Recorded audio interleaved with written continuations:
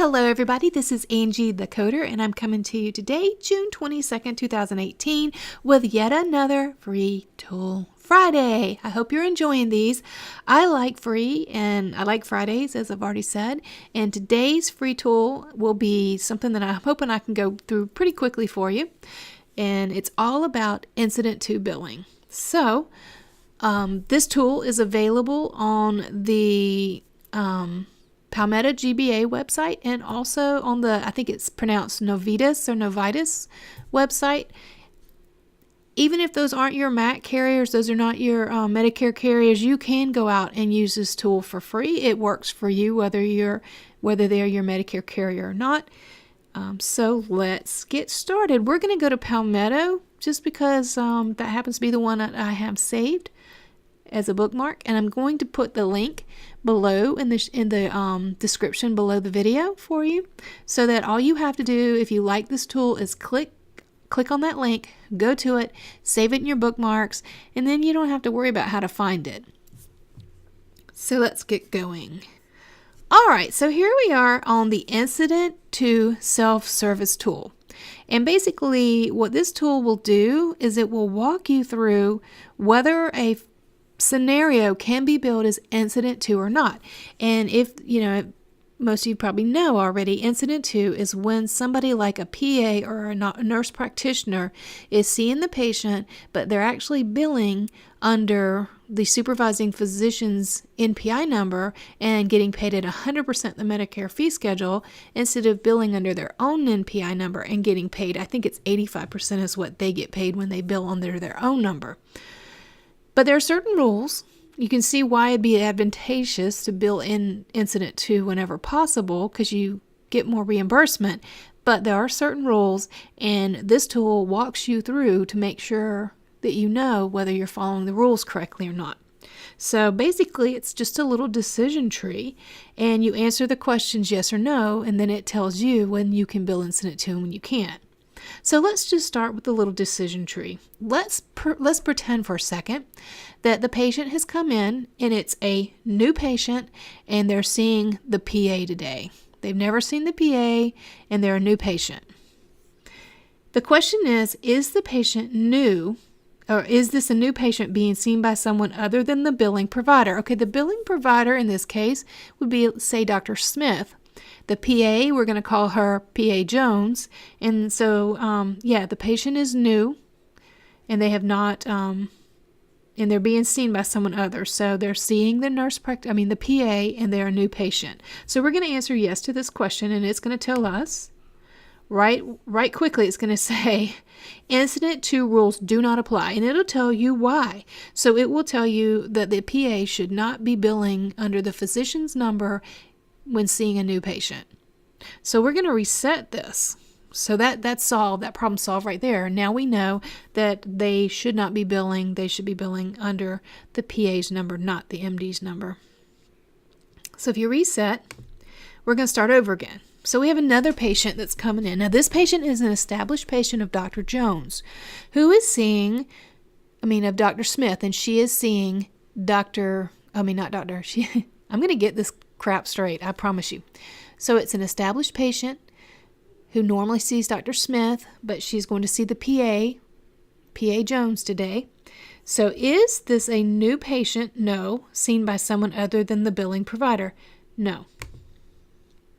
Is this a new patient seen by someone other than the billing provider? We said no, and then they went on to question 2. Does the person performing the service meet the definition of auxiliary personnel?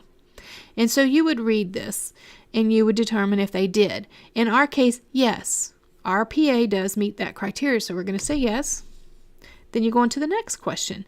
Is the service being provided in a place of service of 19 or 22 or 23? No. In this scenario, our patient is being seen in place of service 11. This patient is being seen in the doctor's office. Patient was seen in place of service 11 in the doctor's office. So I'm going to fix that. All right. And now it took me to question number 4. Is the patient being seen in a nursing facility or a skilled nursing facility? No, they're not. And that takes me to number 5.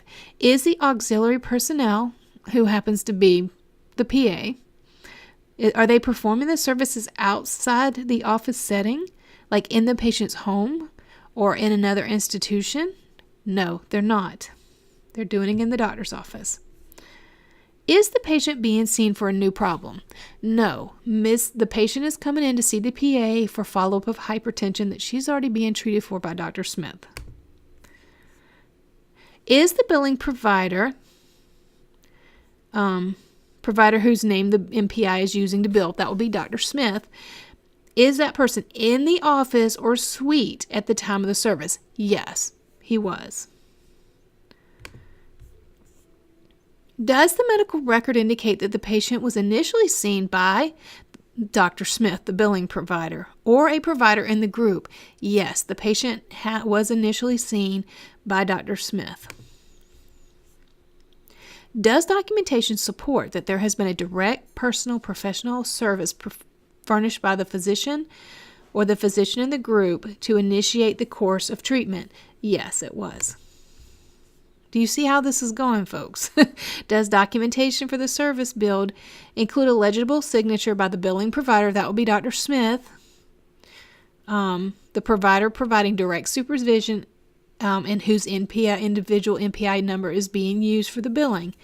Yes. So Dr. Smith is going to sign off. He's going to sign off on this note. If all of the Incident 2 and documentation requirements have been met, the service may be billed as Incident 2. So this is a very, very good tool to help you determine if you can bill for a PA or an NP service or something like that underneath the supervising physician's number. All right, so let's try. I'm going to try to do one more because I really mucked that up. But we're going to try another one. All right, so this is an established patient of Dr. Smith who's coming in to see PA Jones. And she's coming in for an established problem that Dr. Smith has already been treating and has already initiated care for. So is she a new patient? No. Does the person performing the service, that's the PA, meet the criteria? Yes. Is the service being provided in place service 19 or 22 or 23? No. Yes, we're going to go with yes this time. We're going to say that the PA actually went to the outpatient hospital facility or to the ED to see the patient. This wasn't done in the doctor's office. Oh, so what do we find out? Incident 2 rules do not apply. So if the PA were seeing the patient not in place of service 11, if they were seeing the patient in 19, 22, or 23, then no, she cannot bill under the physician's number. She would have to bill under her own number. So that's just touching on Incident 2. We may do some more videos talking about Incident 2. So I hope this tool has helped you guys. Like I said, I'm going to put the link directly to the tool in the notes below. As usual, please, if you like this video, give it a thumbs up. If you have any questions, please put them in the comments below or email me at angiethecoder@gmail.com. Go and check out our website, angiethecoder.com, and we're out there on Facebook at it's Angie the Coder Online, and also we are on Twitter. So we're everywhere now. We're on Twitter at Angie the Coder. So I look forward to interacting with you guys, and I hope this tool has been helpful.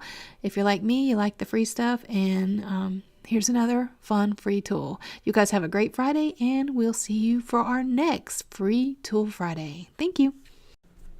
Thanks so much for watching this video. I hope you really enjoyed it. If you did, could you give it a thumbs up? I really would appreciate that. It really helps a lot.